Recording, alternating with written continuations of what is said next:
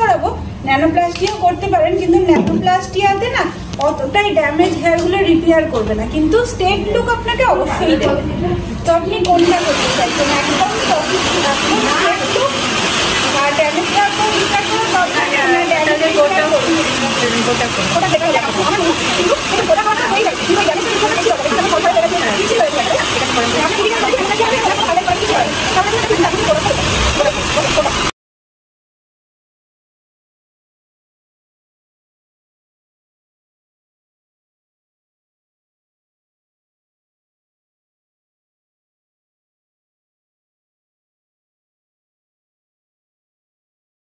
এখান থেকে সার্ভিস নিয়ে আপনার কেমন লাগলো ম্যাম?